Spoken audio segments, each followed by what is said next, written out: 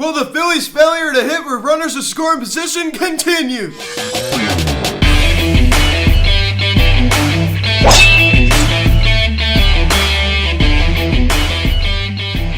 Yo, what's going on, everybody? Welcome to the Phillies Set Show videocast and recapping last night's game between the Philadelphia Phillies and the Miami Marlins as the Phillies lose 3-1 to the Marlins as they drop the second game of the three-game set. And I understand they were able to hit with runners in scoring position in game one, but the game two wasn't as kind. Now, guys, before getting into this video, please subscribe if you haven't done it yet. Please turn the notification bell. Please like this video, comment on this video, share this video, and let's get into this. So, not a very good performance of the Phillies last night. A very, very boring performance. Andrew McCutchen provided the only scoring of the ballgame after he hit his 7th home run of the season. He's now hitting close to 300 in the month of May. So, Andrew McCutchen continues to stay red hot in this month, and he's had a much, much better month of May than he has the month of April.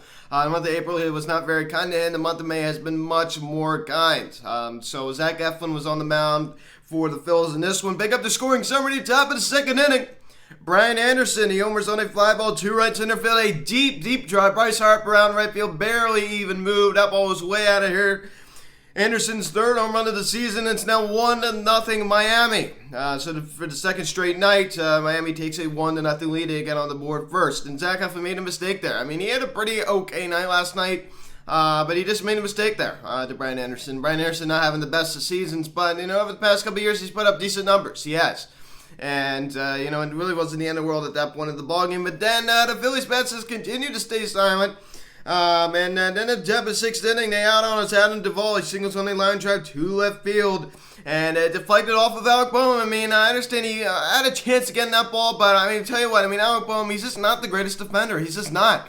And, the defensive concerns for Alec Boehm continue, right? And Miguel Rojas scores the Philly killer. And it's now 2-0 Marlins. So the Marlins just continue to attack. And it wasn't like they're up 5-0, but, no offense out of the Phillies. You saw Bryce Harper striking out. I understand everybody's going to have an off night, but boy, oh boy, the strikeouts from Bryce Harper. It's just like the high outside fastball. He's behind. He's over swinging like you can't believe. Boy, oh boy, this was not very good. No JT or Muto, so... boy, oh boy. Then in about the sixth inning, we come back a little bit. We got one back as Andrew McCutchen. He was on a fly ball to left field. His 7th of the season. And it's now a 2-1 ball game. Like I talked about before, he's hitting close to 300 in the month of May. He's had a much, much better month of May. So he continues to stay hot, right? I understand, as of late, he hasn't been doing as well. But, overall, he still had a very, very good month, right? We're on May 20th now. Yesterday was May 19th. But he's had a very, very decent month. Final stretch here about, 10, 11 days. So he's had a very, very decent month. So I'm very, very impressed with what I've seen Andrew McCutchen as of late. I think he's done a really, really good job. He looks more healthy. He looks like more like the 2019 Andrew McCutchen. He's starting to get on base more, right? You saw how low his on base percentage was in the month of April. Terrible. Not only is he doing better, with the average and things like that, but he's also getting on base more. You saw him draw a couple walks at the first game of the series. So Andrew McCutchen, keep up the good work, my man. That was off of Trevor Rogers, the Marlins starter in this one. Then at the top of the 7th inning, the weirdest play ever. Jasquith Nims Jr. It's a little tapper in front of the plate. The bases are loaded. Andrew Knapp tries to tag out Garrett Cooper, who's running home, and he couldn't do it. Garrett Cooper scores, and it's now a 3-1 ball game. Joe Girardi tried to come out and argue that Garrett Cooper ran out of the baseline. Boy, does that sound familiar with Andrew McCutchen? Horrible call, but anyway, it kind of gave off some vibes from that, but he didn't. he did kind of run. It's hard to... I always actually listen to Marlins broadcasters even talk. I listened to the Phillies side, I also listened to the Marlins side, and as the Marlins guy said, I don't know their names, but it's hard to run in a straight line like that all the time, but even though it's hard to run in a straight line, he didn't run out of the baseline. He didn't. He did not run out of the baseline.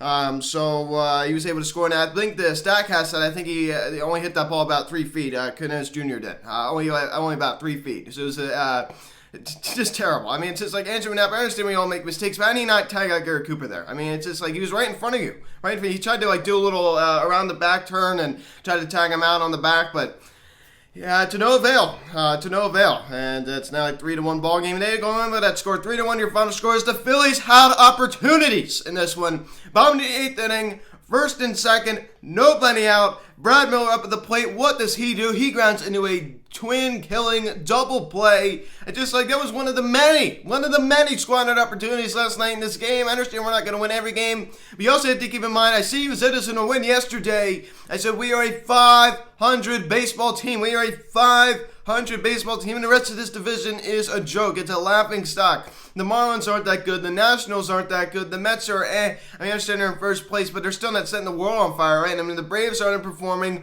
We're not that great. I mean, it's just so many underperforming teams in this division.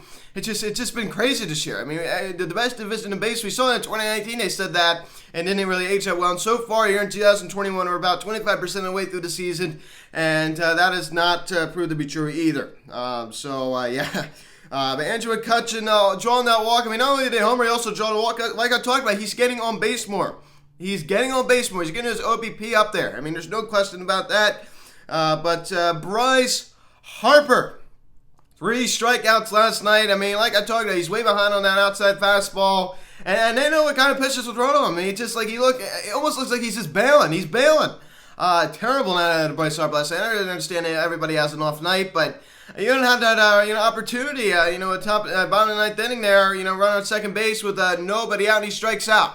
Like, come on, Harp. I mean, try to put the ball in play there. I understand you got it out to first base in this game, too, but you also misplayed the ball in right field. I forget who hit this, but a little, blooper out to right field. Harper was running back, and then the ball was in, and then he ran in. It was too late, dropped right in front of him, and that was not declared an error, but still, it was misplayed by Bryce Harper. It totally was. I understand we all make mistakes. He even had his sunglasses on. Now, I think that, the ball was, the sun was definitely in his eyes, but that was not a very good play out of Bryce. It just was not. So he didn't have a great game on the offensive side, and he didn't have a very good game on the defensive side either.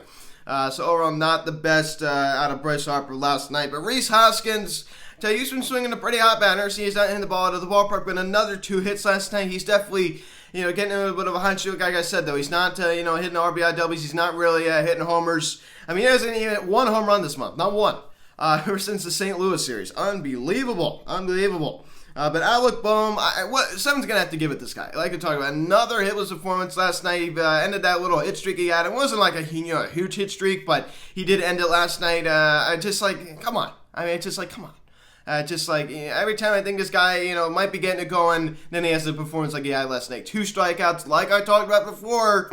His strikeout rate in the year 2021 is much, much higher than it was in 2020. He's striking out way more. He's a totally different player. This guy was the Gene Segura type, right? I mean, I understand he had a little more power than Gene Segura, and I actually liked Alec Boehm better than Gene Segura. There's no question about it. What I mean by that is he was putting the ball in play a lot. We all know Gene Segura doesn't strike out a lot. And Alec Boehm kind of gave out those vibes last year, too. Like I said, he did have more power, but he was putting the ball in play a lot. He wasn't striking out that much. This year, it looks like he's uppercutting way too much, right? I mean, a lot of strikeouts is a sign of a power hitter. It's just like he's striking out way too much. And this team is striking out way too much. I mean, it's just like so many strikeouts. It's just ridiculous. 10 as a team last night. Think about that. We got 27 outs, and 10 of them were from strikeouts. It's been worse than that this year. There's many times where it's been more than 10. There's no question about that. But Andrew Napanero hit his performance. But I tell you what, that ball he hit in the bottom of that inning just missed a homer. I tell you what, the wind carried that too. I mean, he was just a few feet away from a home run. I heard someone say, I wish that was a 2019 baseball because it would have gone out, of course, with the juice ball, but that was never proven. But we need JT Realmuto back. I talked about that yesterday. We need JT Realmuto back as soon as possible. I tell you, he can't get back fast enough. I miss this guy so much. He's the BCIB, and we need him back as soon as possible. Now, I don't want him to, risk a long-term injury, but the fact that he's not even coming off the bench, to pinch hit, that's not a good sign. It's just not a good sign. He's not even coming off the bench to pinch hit. I mean, that's not a good sign. So hopefully he gets back soon. But Odubel with another hit last night, going the other way on the line drive single. So he stands that hit streak now, hitting 271. I tell you what, Odubel, he's picked it up. I mean, there's no doubt about that. Ever since the road trip we've had at 9 games, which he's really picked it up. He's looked like a much better player. And you love to see it. Ronald Torreyes, Nick Maton did come into the game as a pinch hitting opportunity. Struck out, unfortunately. But Ronald Torreyes got the start at shortstop last night and collected 2 knocks. A lot of people were upset about Nick Maton not starting. It's what it is. Ronald Trace did his job last night. He collected 2 knocks, so I'm not really going to complain too much about that. Going into the game, I was pretty upset, though. I'm like, why not start McNaton? But, this was still an L, right? This was still an L. Anyway you want to put it. But take a look at Zach Eflin's start last night. 6 innings, 6 hits, 2 runs, and 2 runs were earned, and 6 strikeouts. Did not walk 1 batter. For the second straight night, ladies and gentlemen, our starting pitcher did not walk 1 batter. Zach Wheeler did in Game 1, and Zach Eflin did in Game 2. But Zach Eflin, he wasn't absolutely dreadful last night. The 2 earned runs. He wasn't terrible. It wasn't terrible. Your number 3, those are not bad numbers. But we gave him no run support. It wasn't like this guy went out there and was dominant 3 innings. But it wasn't terrible. It wasn't a bad start. It wasn't a bad start. Zach Eflin's slider last night, he had some good movement on him. We all know he likes to throw that sinker ball or 2. Zach Eflin was not bad last night at all. He was not bad by any means. He just wasn't getting a lot of run support. It wasn't great either. It wasn't the best I've seen. It wasn't like he was dominant for 8 innings. He wasn't anything like that. But he wasn't bad. There's no question about that. Brandon Kinsler, can I talk about it? What is it with this guy? It's just like when we signed him, I had such high expectations. He's been a major disappointment, a 6.92 ERA for the first month and a half of the season. He comes into bowling, he mounts 3 straight hits, they take him out. It's just terrible, absolutely terrible. Shame on him for not getting the job done. Shame on him for not getting the job done. But Sam Coonrad, this guy continues. He continues to be a standout in this Phillies bullpen comes in. And I understand he did allow one of those runs to score, but that was on the little ridiculous little hit in front of home plate that should have been a tag out Garrett Cooper there. And that was, of course, an unearned run since those runs, it was base runs were put on by Brandon Kinsler since Sam Coonrad wasn't in charge of a run on that. But it's just like, wow. Sam Coonrad's been unbelievable out of the Phillies bullpen this year. Connor Brogdon also, you take away, Alex Cora made this point, if you take away that horrible appearance he had against the San Francisco Giants, Connor Brogdon has been very, very decent this year. There's no doubt about that. He just had that one treacherous appearance. His ERA is slowly coming down, now at 4.95. So you like to see that. And Ranger Suarez, the guy, he hasn't been bad out of the bullpen. in 2 appearances. He had another decent appearance last night going that inning. He did his job. So the Phillies bullpen, not really the problem last night. I blame other than Brandon Kinsler. Brandon Kinsler was not good. But I blame the offense. Start hitting with runners in scoring position. It's pathetic. It's absolutely absurd. It's just we cannot hit with runners in scoring position. I don't get it. I just don't. It's just how many runners we leave on base. And just the Brad Miller grinding into the double play. Andrew McCutchen early in the ball game had an opportunity. He couldn't get the job done either. We had 1st and 3rd with 1 out, and Alec Bohm strikes out. It's just there's no excuse for that. There's simply no excuse for that. And even Price, knocked him too. It's just not getting the job done there. Of course, we all know he's not going to get the job done every time. But the wasted opportunities from this Phillies team is ridiculous. And that further proves my point that they are a 500 baseball team. They are a 500 baseball team. They're no better than that. So we all have to keep that in mind. Take a look at the divisional scores. The Braves defeat the Mets by a final score of 5-4, which you love to see. As the Nationals defeat the Cubs, they're blind squirrel finds and not every once in a while. They were bound for a victory. They were going against washed-up Jake Arrieta of the Chicago Cubs, former Phil, who just isn't that good anymore. He's past his prime. There's no doubt about that. Juan Soto hit a home run. They're all making a big deal about that. You saw how many times Soto hit a home run against Arrieta when he was with the Phillies, right? It's just Arrieta's just not good. He's washed up. He's past his prime. The best days of his career are behind him, but the Nationals get a victory. They're probably going to lose today because they have Joe Ross on the mound, so I'm not really too worried about that. But Corey Kluber, congratulations, throwing a no-hitter to 6 in baseball this year, going against his former squad, the Texas Rangers, as the Yankees win 2-0. Congratulations to Corey Kluber, former Cy Young Award winner with the Cleveland Indians. So guys, thanks so much for watching this video. Please subscribe if you haven't done yet.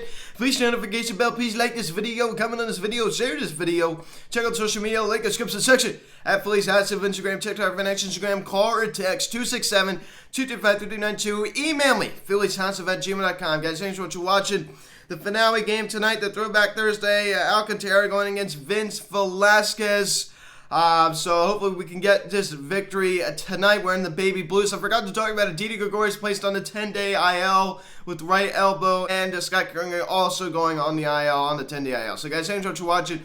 I am Luke, and I'll talk to you later. Let's go Phillies. Let's bounce back tonight. I'll see you again.